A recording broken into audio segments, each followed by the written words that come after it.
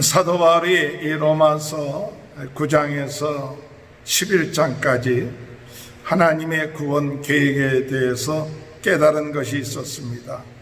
그것은 하나님이 택하신 이스라엘을 왜 완악하게 만드셨는가 할 때, 그것은 이스라엘을 완악하게 함으로 하나님께서 이방인에게 긍휼을 베푸셔서 이방인을 구원하시고자 하는 뜻이 있었고, 결국 나중에는 하나님께서 이방인의 충만한 수가 들어오게 되면 나중에 이스라엘도 하나님께서 구원하신다는 것을 깨닫게 되었습니다. 오늘 이 삶 가운데 하나님이 행하시는 일, 또 하나님의 계획, 이런 것을 다 이해할 수는 없지만, 그러나 사도 바울이 부분적으로 깨달았던 것 가운데 하나가 바로 이것이었죠. 오늘 읽은 성경 말씀 25절에 볼 것 같으면, 형제들아 너희가 스스로 죄 있다 하면서 이 신비를 너희가 모르기를 내가 원치 아니한다. 이 신비, 하나님의 신비, 하나님의 계획을 너희가 모르기를 원치 아니한다. 이 신비는 뭐냐? 이방인의 충만한 수가 들어오기까지 이스라엘의 더러는 우둔하게 된 것이다.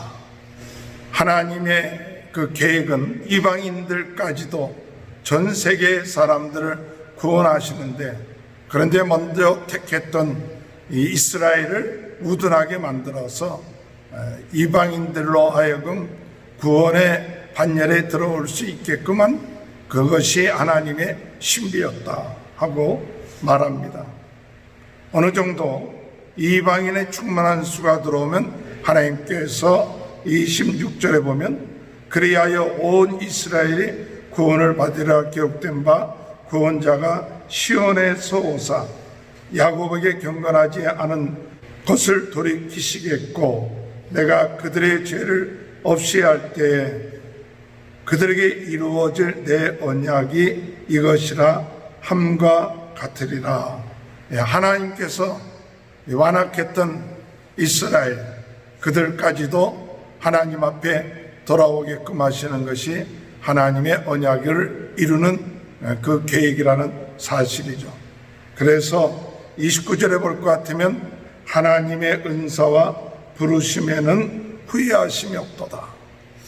오늘 우리는 다 이해할 수 없습니다. 선택하셨던 이스라엘이 완악하였다, 그것을 다 이해할 수 없었지만, 결국 가서는 하나님께서 이방도 구원하시고 이스라엘도 구원하시는 하나님의 놀라운 그 섭리, 하나님의 그 부르심, 그것은 후회함이 없다.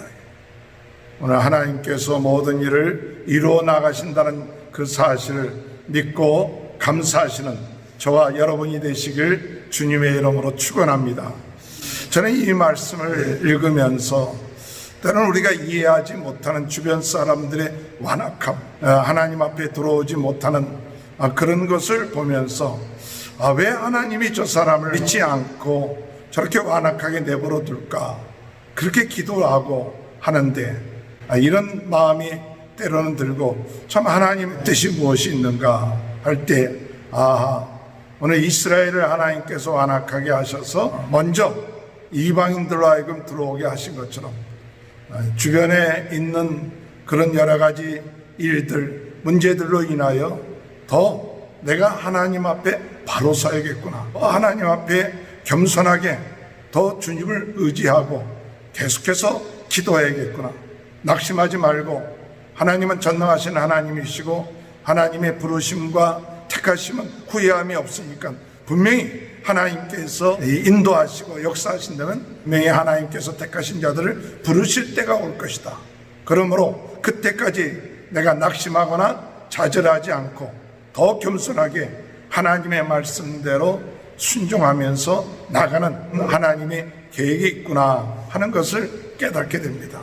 우리 성도 여러분, 혹시 우리 주변에 때로는 우리가 기도하는 사람들이 금방 주님 앞에 돌아오지 아니한다고 낙심하지 마시고 끝까지 더 겸손하게 하나님의 때를 기다리면서 또 하나님은 약속하신 모든 것을 반드시 이루시는 분이라는 것을 믿고 여러분이 그 약속을 믿고 기도하면 반드시 응답할 날이 온다는 사실을 믿고 나가는 저와 여러분이 되시길 주님의 이름으로 축원합니다. 그 계획 가운데 하나는 이런 이야기입니다. 하나님께서 이방인들을 처음에는 순종치 아니하는 자로 만드셨다가 순종하는 자로 긍휼을 베푸셨고 나중에 하나님께서 어떻게 하시느냐, 이스라엘도 그들이 처음에는 순종치 아니하다가 나중에는 하나님이 그들에게도 긍휼을 베풀어서 순종하는 자, 이 언약에 들어오는 자로 만들어 놓겠다는 그 약속을 사도 바울이 깨닫게 됐다는 사실입니다. 30절에 보면 너희가 전에는 하나님께 순종하지 아니하더니 이스라엘이 순종치 아니함으로 이제 긍휼을 입었느니라. 이방인들이 긍휼을 입었죠. 그 다음에 31절에 보니까 이와 같이 이 사람들이 순종치 아니하니 이는 너희에게 베푸시는 긍휼로 이제 그들도 긍휼을 얻게 하려 하십니다. 하나님이 모든 사람을 순종하지 아니하는 가운데 가두어두시면 모든 사람에게 긍휼을 베풀러 하심이로다. 할렐루야. 하나님께서 모든 사람에게 무엇을 베풀어 주시기를 원하시느냐? 긍휼을 베풀어 주시기를 원하시는 겁니다. 그들이 불순종하는 가운데 계속 잊지 아니하고 은혜를 베풀어 주셔서 그들에게 긍휼을 베풀어 주시고 그들이 주님 앞에 돌아오는 그런 놀라운 역사, 특별히 이스라엘이 하나님 앞에 돌아오는 역사가 있게 되는 것을 사도 바울이 깨달았던 것이죠. 자, 이 말씀을 통해서 우리가 어떤 기도를 해야 될까 생각할 때 이 말씀을 통해서 우리가 해야 될 기도는 뭡니까? 하나님, 우리에게 긍휼을 베풀어 주옵소서. 하나님, 순종치 아니하는 우리 자녀들, 우리 이웃들, 우리가 알고 있는 이 사람들에게 긍휼을 베풀어 주옵소서. 하나님의 긍휼을 베풀 때를 저희들이 참고 기다리며 하나님의 긍휼하심을 기다릴 수 있는 그런 마음을 갖는 것이 참 중요하다. 오늘 우리들 하나님 앞에 긍휼을 기다리며 간구할 수 있는 그런 은혜가 있게 되길 주님의 이름으로 축원합니다. 하나님의 긍휼이 베풀어진다 할 경우에 그들이 주님 앞으로 돌아오는 놀라운 역사가 있게 될 것입니다. 이것을 깨달은 사도 바울은 처음에는 하나님에 대해서 원망하고 불평할 수도 있었지만 그러나 이 모든 것이 하나님의 놀라운 계획이 있었고 하나님의 놀라운 신비였구나 하는 것을 깨닫고 감사하며 하나님 앞에 영광을 드리는 모습을 보게 됩니다. 33절에 보니까 깊도다 하나님의 지혜와 지식의 풍성하며 그의 판단은 헤아리지 못할 것이며 그의 길은 찾지 못할 것이로다. 결국은 우리의 그 얄팍한 지식과 바람 이런 것들 때문에 때로는 원망하고 불평했지만은 결국 가서 무엇을 깨닫게 되냐? 야, 하나님의 놀라운 그 지혜, 하나님의 놀라운 그 지식, 그것이 풍성하구나. 우리가 어찌 하나님의 마음을 알 수 있겠는가? 옆에서 모사가 될 수 있겠는가? 이런 모든 것은 하나님의 주관과 하나님의 뜻 가운데 이루어지며 결국 사도 바울이 무엇을 고백하느냐 할 때 36절에 이렇게 표현하죠. 우리 36절을 다 같이 한번 읽어볼까요? 시작. 이는 만물이 주에게서 나오고 주로 말미암고 주에게로 돌아갑니다.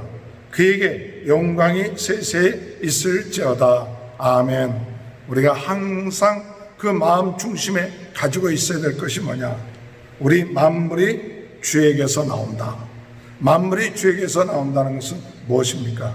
만물은 주님에게서부터 나오는, 즉 우리 모든 만물의 창조주는 누구냐? 하나님이시다.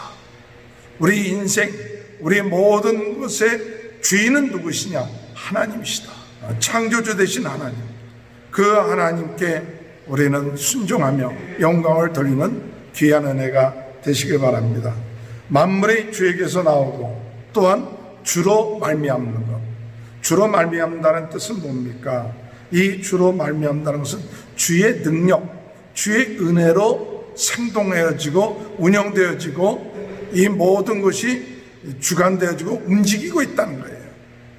마치 우리는 우리의 힘과 능력을 가지고 이 세상의 모든 것이 움직여지고 있는 것처럼 생각하지만 절대 그렇지 않고, 이 만물을 움직여 나가고 있고 주관해 나가고 있는 분은 누구냐? 바로 하나님이시다.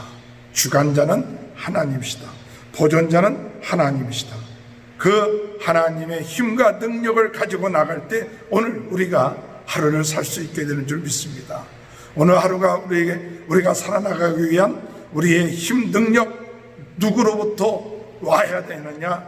우리 하나님, 우리 주님 안에서 와야 합니다. 주님, 우리에게 능력을 주시고 지혜 주시고 은혜 주셔서 오늘 하루가 하나님의 힘과 능력으로 되어질 수 있는 하루가 된다는 사실을 믿고 그것을 인하여 하나님께 감사드리고, 마지막 주에게로 돌아갑니다.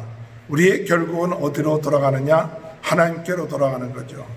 이것은 우리의 인생의 목적이 하나님께 영광을 돌리는 것이고, 또 결국 우리의 인생은 뭐냐? 하나님께 돌아가며 또 하나님의 심판 앞에 서게 되는 것이죠. 하나님의 심판대 앞에 서게 되고 또 하나님의 나라에 거하게 되는 이런 것. 우리의 모든 인생이 이 세상에 사는 것이 전부가 아니라 하나님 앞에 돌아가는 겁니다. 하나님 안에서 영원한 삶을 사는 것, 그것이 우리의 인생의 참 목적이구나. 이 세상의 삶이 전부라고 생각하고 있지는 않습니까? 우리는 주님 앞에 돌아가는 자들입니다. 하나님 앞에 돌아갈 때 부끄럽지 아니하게 하나님 살 수 있도록 더욱 하나님을 가까이 하고 더 겸손하게 하나님 뜻대로 사는 귀한 인생을 이 사도 바울이 깨달은 것처럼 오늘 우리도 깨닫고 나가는 귀한 은혜가 함께 하시길 주님의 이름으로 축원합니다. 하나님 아버지 감사합니다. 하나님의 놀라운 그 신비, 구원의 신비를 저희들이 깨닫게 하시고 긍휼하심을 있게 하시고 우리 하나님이 창조주가 되시고 주관자가 되시고 심판자가 되신다는 사실을 깨닫고 더욱 하나님 중심으로 하나님의 은혜 가운데 살게 하여 주옵소서. 코로나 바이러스19로 고통당하고 있는 모든 분들 하나님 치료하여 주시고 우리 성도님들의 가정, 자녀들 또한 아버지 경제적인 모든 일 하나님께서 건강의 일 하나님 지켜주시고 보호하여 주시고 축복하여 주옵소서. 지금은 우리 주 예수 그리스도의 은혜와 하나님 아버지의 극진하신 사랑하심과 성령의 감동, 감화, 내주 교통하신 역사가 창조주요 주관자요 심판자인 하나님을 더욱 의지하며 나가는 귀한 축복이 지금부터 영원토록 함께하여 주시옵기를 간절히 축원하옵나이다. 아멘.